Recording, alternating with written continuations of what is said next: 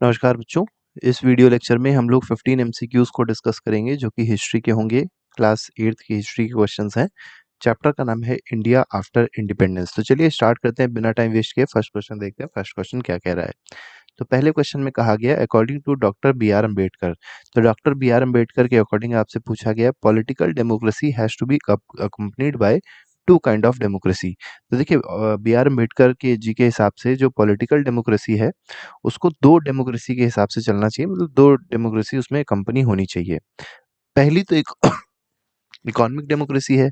आपको बताना है दूसरी डेमोक्रेसी कौन सी होनी चाहिए जो पॉलिटिकल डेमोक्रेसी में होनी चाहिए। तो पहली दिया गया है रिप्रेजेंटेटिव डेमोक्रेसी, गलत है। लिंग्विस्टिक डेमोक्रेसी भी गलत है। रिलीजियस भी गलत है। इसका सही आंसर है सोशल डेमोक्रेसी। तो इसका मतलब ये हुआ कि पॉलिटिकल डेमोक्रेसी को ऑब्टेन करने के लिए दो डेमोक्रेसी का होना बहुत ज्यादा जरूरी है। पहला इकोनॉमिक डेमोक्रेसी और दूसरा सोशल डेमोक्रेसी है। क्वेश्चन नंबर सेकंड पे आते हैं। सेकंड क्वेश्चन में कहा गया which practice was described as slur and a blot on the fair name of India. देखिए कौन सी ऐसी प्रैक्टिस थी जो पहले भारत में हुआ करती थी, वो एक तरीके से धब्बे की तरह काम करी। भारत के जो अच्छा भारत का बहुत पहले नाम हुआ करता था, तो उस नाम पे एक बहुत बड़ा धब्बा कौन सी ऐसी प्रैक्टिस हुआ करती थी, तो इसको कहते हैं अनटचेबिलिटी, जिसको छुआछूत भी कहते थे। Who was H J Khandekar. अब देखिए एच जे खांडेकर आपसे पूछा गया कौन थे, तो ये कॉन्स्टिट्यूएंट असेंबली के एक मेंबर थे। ठीक है, और मेनली इनका जो वर्क था वो लोअर जो क्लासेस रहती थी उनके लिए रहता था। When did potty Shri Ramulu died. ठीक है, तो पोट्टी श्री रामुलु के बारे में पूछा गया है कि ये इनकी डेथ कब हुई।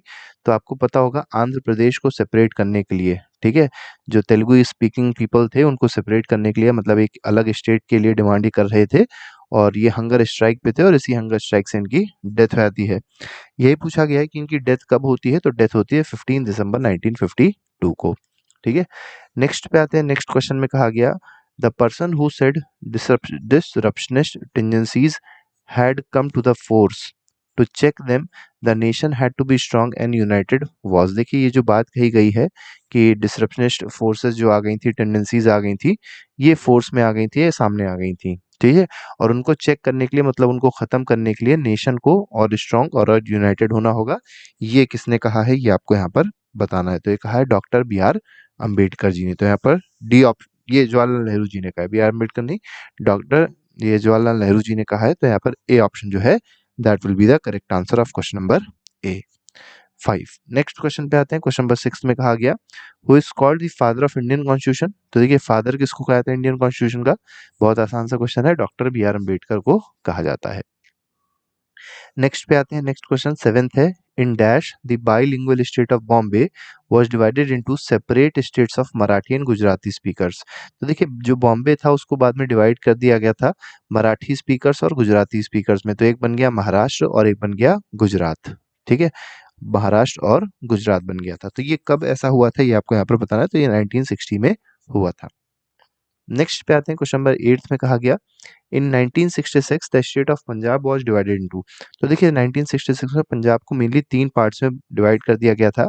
एक तो पंजाब खुद रहा, ठीक है, दूसरा हिंदी स्पीकिंग जो स्टेट्स थी जैसे हरियाणा थी हिंदी स्पीकिंग जगह उसको चेंज कर दिया था, और एक चंडीगढ़ हो गया था। ठीक है, जिसको बाद में यूनिट टेरिटरी का दर्जा मिल गया था। ठीक है, तो पंजाब हरियाणा और चंडीगढ़, तो पंजाब तो पहले से ही था, तो इसमें आ जाएगा हरियाणा और चंडीगढ़, मतलब डी ऑप्शन इसमें सही है। क्वेश्चन नंबर 9th पे आते हैं। When was second 5 year plan formulated. तो जो सेकंड 5 ईयर प्लान आया वो कब आया ये आपको यहाँ पर बताना है। ठीक है, तो सेकंड 5 ईयर प्लान आया था 1956 में। तो यहाँ पर सी ऑप्शन सही है। 10th में आते हैं। 10th क्वेश्चन में कहा गया what happened when Nehru went to Telugu speaking districts of Madras Presidency. देखिए जब नेहरू तेलुगु स्पीकिंग डिस्ट्रिक्ट्स में गए मद्रास प्रेसिडेंसी में, तो इनका स्वागत कैसे हुआ था। तो इनका स्वागत नहीं हुआ था, काले झंडे दिखाए गए थे, स्लोगन्स दिखाए गए थे। ठीक है, क्योंकि ये लोग चाह रहे थे और नेहरू नहीं चाह रहे थे कि उस समय ये मतलब एक डिवीजन किया जाए on the basis of language. ठीक है, तो इसी वजह से इनको काले झंडे और स्लोगन्स दिखाए गए थे। नेक्स्ट पे आते हैं। The Indian constitution came into effect on. तो भारत का संविधान किस दिन इफेक्ट में आया। ठीक है, ये आपको यहाँ पर बताना है। तो यह आया 26 जनवरी 1950 को, और इसी दिन के लिए हम लोग अपना रिपब्लिक डे जो है वो इसी दिन मनाते हैं। नेक्स्ट पे आते हैं। 12th क्वेश्चन में कहा गया when did state Andhra Pradesh came into existence. तो आंध्र प्रदेश कब एग्जिस्टेंस में आया है, ठीक है, तो याद रखिएगा कौन सी लैंग्वेज है, तेलुगु। तेलुगु जो डोमिनेंट लैंग्वेज थी उसके लिए बना आंध्र प्रदेश। तो यार 1956 में मद्रास सेपरेट हुआ था, मतलब मद्रास में से अलग होके एक नया स्टेट बना जिसको आंध्र प्रदेश कहा गया। 13th पे आते हैं, इसमें कहा गया education is the subject of which list. तो एजुकेशन जो है वो किस लिस्ट का सब्जेक्ट है, कॉन्करेंट लिस्ट का सब्जेक्ट है। इसका मतलब क्या हुआ कि इस पे स्टेट भी अपने रूल्स एंड रेगुलेशंस क्रिएट कर सकता है, मतलब ये कह सकते हैं कि रूल्स बना सकता है स्टेट भी, और सेंटर भी इस पे बहुत सारे रूल्स क्रिएट कर सकता है। ठीक है, तो दोनों ही कहीं ना कहीं इस पे बाध्य होते हैं, दोनों दोनों इस पे कुछ ना कुछ अपना कदम उठा सकते हैं, इसीलिए इसको रखा गया है कंकरेंट लिस्ट में। नेक्स्ट पे आते हैं, क्वेश्चन नंबर 14 में कहा गया which of the following is not an official. देखिए ऑफिशियल यहाँ पर कोई मतलब नहीं है, कोई ऑफिशियल लैंग्वेज नहीं होती है, यहाँ पर शेड्यूल्ड लैंग्वेज होना चाहिए। ठीक है, कौन सी इसमें शेड्यूल्ड लैंग्वेज नहीं है। ठीक है, आपको पता होगा आर्टिकल, मतलब अगर भारत का संविधान देखा जाए उसमें जो शेड्यूल 8 है, ठीक है, शेड्यूल 8 में 22 लैंग्वेजेस के बारे में बताया गया है, 22 ऑफिशियल लैंग्वेजेस के बारे में यहाँ पर बताया गया। तो ये पूछा गया कि कौन सी ऑफिशियल लैंग्वेज शेड्यूल में नहीं है, तो हिंदी है, कोंकणी भी है, बंगाली भी है, लेकिन संस्कृत नहीं है, तो यहाँ पर डी ऑप्शन सही हो जाएगा। वेरी शॉर्ट क्वेश्चंस पे आते हैं, इसमें कहा गया when did Indian constitution came into effect. Effect में कब आया, तो 26 जनवरी 1950 को आया, तो यहाँ पर ऑप्शन आंसर दिया हुआ है। सेकंड पे आते हैं, how many people came to India after partition of India 1947। देखिए जब भारत का पार्टीशन हुआ, भारत और पाकिस्तान जब बना, तो क्या हुआ कि बहुत सारे लोग पाकिस्तान से भाग के भारत आ गए। ठीक है, तो अब बताना कितने लोग आ गए थे, तो 8 मिलियन रिफ्यूजीज जो थे वो भारत आ गए, कहाँ से, पाकिस्तान में 1947 में। Why did Nathuram Godse एक्सासिनेट Gandhi ji. तो नाथूराम गोडसे ने गांधी जी की हत्या क्यों करी थी, क्यों गोली मार दी थी, ये आपको यहाँ पर बताना है। ठीक है, तो जो गांधी जी का कन्विक्शन था, मतलब गांधी जी के विचार थे हिंदूज और मुस्लिम को लेके कि ये दोनों लोग साथ में रह सकते हैं, यूनिटी में रह सकते हैं, हार्मनी में रह सकते हैं, तो इसके ये नाथूराम गोडसे इसको नहीं मानता था। तो इसी वजह से उसको कहीं ये भी लगता था कि हिंदुइज्म इसमें खतरे में है, और ये सब जो भी चीजें हैं, इस वजह से नाथूराम गोडसे ने गांधी जी की हत्या कर दी थी। When what was the population of India 1947? Population Bharat की क्या थी 1947 में, 345 मिलियन थी। सोचिए कितनी कम पॉपुलेशन थी। ठीक है, नेक्स्ट, मतलब एक तरीके से आप ये कह सकते हैं 34 करोड़। ठीक है, 345 मिलियन का मतलब क्या हुआ, 34 करोड़, और इस समय कितना है, तो अप्रोक्सीमेटली 134 करोड़ है। ठीक है, मतलब 100 करोड़ बढ़ चुके हैं हम लोग। How many Indians were involve in forming the constitution. तो कितने इंडियंस इन्वॉल्व थे, तो 300 इंडियंस जो थे वो इन्वॉल्व थे, जो भारत का संविधान जो बन रहा था बनाने में उसको। 6th पे आते हैं, when did new state of Andhra Pradesh come into existence. तो देखिए जब पुट्टी श्री रामुलु की जब डेथ हो जाती है फास्ट के बाद, तो उसके बाद जो कांग्रेस है वो तेजी से काम करती है और आंध्र प्रदेश को फॉर्म कर देती है, जिससे बहुत ज़्यादा, मतलब जो भी होने वाला था, यह कह सकते हैं जो भी लोगों में आक्रोश था कांग्रेस के खिलाफ या सरकार के खिलाफ, वो बहुत ज़्यादा सड़क पे ना आ जाए, तो इसीलिए आंध्र प्रदेश को उस समय एग्जिस्टेंस में ले आया गया था। तो 1 अक्टूबर 1953 यहाँ पर लिखा गया है। ठीक है, तो यहाँ पर एक तरीके से अगर देखा जाए 3 सही है, वैसे गलत नहीं है, तो यहाँ पर यही जो ऑप्शन है, मतलब 1 अक्टूबर 1953 वही सही होगा कि नया एक स्टेट आंध्र प्रदेश यहाँ पर बन गया था। ठीक है, नेक्स्ट पे आते हैं, name 2 subjects of state list. आपको बताना है कोई 2 सब्जेक्ट जो स्टेट लिस्ट के हैं, तो 2 सब्जेक्ट जैसे दिए गए, एजुकेशन दिया गया है, हेल्थ दिया गया है, दोनों दोनों सब्जेक्ट किसके हैं, स्टेट लिस्ट के हैं। नेक्स्ट पे आते हैं, who was the chairman of drafting committee of Indian constitution. तो देखिए कई सारी कमिटीज बनी थी, तो ड्राफ्टिंग कमेटी के जो चेयरमैन थे वो कोई और नहीं थे, वो थे doctor B.R. Ambedkar. What is meant by universal adult franchise. अब यूनिवर्सल एडल्ट फ्रेंचाइज का मतलब क्या था कि अगर कोई भी इंसान है, ठीक है, कोई भी पर्सन है जो भी भारतीय नागरिक है, मतलब इंडिया का सिटीजन है, और उसकी एज 18 साल है कम से कम, ठीक है, 18 या 18 से ऊपर की अगर एज है, तो वो क्या कर सकता है, वो किसी भी कास्ट का हो, वो किसी भी क्लास का हो, किसी भी रिलीजन का हो, किसी भी जेंडर का हो, मतलब मेल फीमेल हो या कोई और जेंडर हो, किसी भी रेस का हो, किसी भी ट्राइब का हो, तो वो क्या कर सकता है, वोट कर सकता है, मतलब अपनी सरकार को कहीं ना कहीं इलेक्ट करने में अपना योगदान दे सकता है। What were the points of focus of second 5 year plan. तो जो सेकंड 5 ईयर प्लान आया, ठीक है, उसमें फोकस किस चीज पे था, ये आपको यहाँ पर बताना है। तो फोकस मेनली हेवी इंडस्ट्रीज पे था, जैसे स्टील इंडस्ट्री हो गई, ठीक है, बड़े बड़े डैम बनाने पे था। कहीं ना कहीं जो डेवलपमेंट स्टार्ट होता है किसी भी कंट्री का, वो इन्हीं सबसे स्टार्ट होता है, तो डेवलपमेंट की कहीं ना कहीं ये शुरुआत थी। नेक्स्ट क्वेश्चन में कहा गया हु वाज पोट्टी श्रीरामुलु। अब पोट्टी श्रीरामुलु कौन थे आपको बताना है। तो एक वेटरन गांधीयन थे जो हंगर स्ट्राइक पे चले गए थे, भी हमने आपको बताया था। और इनकी डिमांड क्या थी कि डिमांड ये थी कि आंध्र प्रदेश का फॉर्मेशन, मतलब आंध्र स्टेट का फॉर्मेशन करना था। और आंध्र प्रदेश में मेनली कौन से लोग होंगे, तेलुगु स्पीकर्स होंगे, मतलब जो तेलुगु बोलते थे उनके लिए एक नया स्टेट क्रिएट करना था जिसका नाम था आंध्रा। ठीक है, आंध्र स्टेट, याद रखिएगा आंध्र प्रदेश वो नहीं था, आंध्रा स्टेट था। ठीक है, who were against the creation of Andhra state on the basis of language.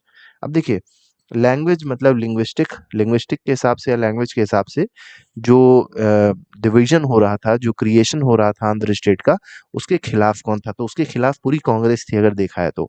ठीक है, और कांग्रेस को लीड कौन कर रहा था, तो जवाहरलाल नेहरू लीड कर रहे थे। डिप्टी प्राइम मिनिस्टर जो सरदार वल्लभ भाई पटेल थे, ये भी लीड कर रहे थे। और क्यों ये इसके खिलाफ थे, क्योंकि इनको पता था कि अगर आंध्र प्रदेश बनेगा तो ऐसे कई सारे लिंग्विस्टिक, कई सारे ऐसी लैंग्वेज वाले लोग हैं, क्योंकि भारत एक बहुत डाइवर्स कंट्री है, इसमें बहुत सारी लैंग्वेजेस बोली जाती है। ठीक है, तो अलग अलग लैंग्वेज वाले लोग अलग अलग स्टेट का डिमांड करने लग जाएंगे, तो इसी वजह से लोग मना कर रहे थे। लेकिन जब इनकी डेथ होती है पोट्टी श्रीरामुलु की, तो इसको कहीं ना कहीं इन्हें पास करना पड़ता है। ठीक है, बाद में division on the basis of language accept भी कर लिया गया था। When was Bhilai steel plant set up. तो भिलाई स्टील प्लांट कब सेटअप हुआ। ठीक है, तो ये सोवियत यूनियन उस समय हुआ करती थी, जो आज रशिया है। ठीक है, तो इसकी हेल्प से 1959 में सेटअप हुआ था। When did our government set up Planning Commission and why. तो प्लानिंग कमीशन का सेटअप कब हुआ, प्लानिंग कमीशन कब फाउंड हुई थी, तो 1950 में इसका सेटअप हुआ।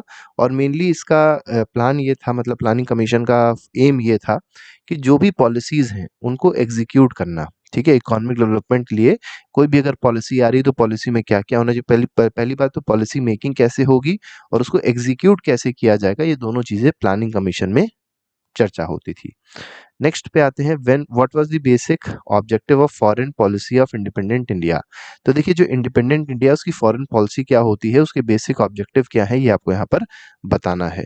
ठीक है, तो देखिए इसका मेन ऑब्जेक्टिव ये था नॉन अलाइनमेंट, मतलब वो किसी भी शक्ति की तरफ नहीं जाएंगे, ना वो अमेरिका से लड़ाई करेंगे, ना वो रशिया से लड़ाई करेंगे, ना वो चाइना से लड़ाई करेंगे, लेकिन तब तक जब तक वो हमसे लड़ाई नहीं कर रहा है। मेनली उस समय दो अलायंस हुआ करते थे, एक होता था अमेरिकन और एक होता था सोवियत अलायंस। तो दोनों को ही ज्वाइन करने की बात इन लोग ने नहीं करी थी। भारतीय ने कहा था कि हम दोनों में से किसी से लड़ाई भी नहीं करेंगे और किसी को ज्वाइन भी नहीं करेंगे। इसी को कहते हैं non alignment. How many princely states were there in India at the time of partition. तो पार्टीशन के टाइम पे बहुत सारे प्रिंसली स्टेट्स थे। तो मेनली अगर देखा जाए तो अप्रोक्सीमेटली 565 प्रिंसली स्टेट थे eight the time of partition, मतलब 1947 की बात हो रही है। क्वेश्चन नंबर 17 पे आते हैं, what was the reason behind the division of Pakistan into two states. देखिए, पाकिस्तान को भी अगर आप देखा जाए, जैसे इंडिया जो था, इंडिया को मेनली दो पार्ट में डिवाइड कर दिया गया था। एक मुस्लिम जहां मेजोरिटी थी, ठीक है, और एक हिंदूज जहां मेजोरिटी थी। ठीक है, और मुस्लिम की मेजोरिटी अगर आप देखें तो एक जम्मू कश्मीर रीजन की तरफ थी, जिसको पाकिस्तान बोल दिया गया था। ठीक है, और एक अगर आप देखेंगे तो वेस्ट बंगाल की तरफ थी। एक अगर देखा जाए तो वेस्ट बंगाल की तरफ थी मुस्लिम मेजॉरिटी, जिसको क्या बाद में बोल दिया गया, बांग्लादेश बोल दिया गया था। हालांकि जब इसका फॉर्मेशन हुआ तब इसको बांग्लादेश बोल दिया गया था, लेकिन पहले इसको क्या बोलते थे। तो देखिए, अगर आप जम्मू कश्मीर रीजन को देखेंगे तो वेस्ट में पड़ता था, तो इसको वेस्ट पाकिस्तान बोला जाता था। और इस बांग्लादेश वाले रीजन को क्या बोला जाता था, ईस्ट पाकिस्तान बोला जाता था। ठीक है, तो वही रीजन था। रीजन क्या था पार्टीशन का, क्योंकि यहाँ पर जो मुस्लिम की मेजॉरिटी थी, वही मेन एक रीजन था। तो Pakistan was divided to two state, Pakistan and Bangladesh, when the Bengali speakers of East felt that their language was being suppressed। अब देखिए, आपको बताना है कि जो पाकिस्तान है इसको बाद में डिवाइड क्यों किया गया, वेस्ट पाकिस्तान और ईस्ट पाकिस्तान क्यों बना, या ये कह सकते हैं कि बांग्लादेश का फॉर्मेशन क्यों हुआ, ये मेनली क्वेश्चन पूछना चाह रहा है। क्योंकि देखिए, बांग्लादेश में अगर देखा जाए तो बंगाली स्पीकिंग लोग बहुत ज़्यादा थे, और वो कहीं ना कहीं डिमांड कर रहे थे कि उनका जो स्टेट है वो उर्दू बाहुल्य नहीं होना चाहिए, वहाँ पर बंगाली को ज़्यादा महत्व दिया जाए। तो इसी वजह से कहीं न कहीं ये कह सकते हैं कि जो पाकिस्तान था उसका भी डिवीज़न हुआ 2 पार्ट में, एक पाकिस्तान खुद बना और एक बन गया बांग्लादेश, और ये 1971 में हुआ था, याद रखिएगा। Name two subjects of concurrent list. दो सब्जेक्ट पूछे गए कॉन्करेंट लिस्ट के, तो बहुत सारे होते हैं, एजुकेशन हो गया, फॉरेस्ट हो गया, एग्रीकल्चर हो गया, सब कॉन्करेंट लिस्ट के सब्जेक्ट्स हैं। ठीक है, तो इस तरीके से हमारा टॉपिक होता है कंप्लीट। इसके अलावा और भी कई सारे एमसीक्यूज हैं, कई सारे क्वेश्चंस हैं जो पहले से ही प्लेलिस्ट में लगा दिए गए हैं, आप लोग देख सकते हैं और अपने रिविजन और अच्छे से कर सकते हैं। तो अभी के लिए फिलहाल इतने रखते हैं, बाकी के एमसीक्यूज के लिए प्लेलिस्ट जरूर फॉलो कर लीजिएगा जो डिस्क्रिप्शन में दी गई है। तो अभी के लिए फिलहाल इतना ही। Thank you very much. Good bye. जय हिंद।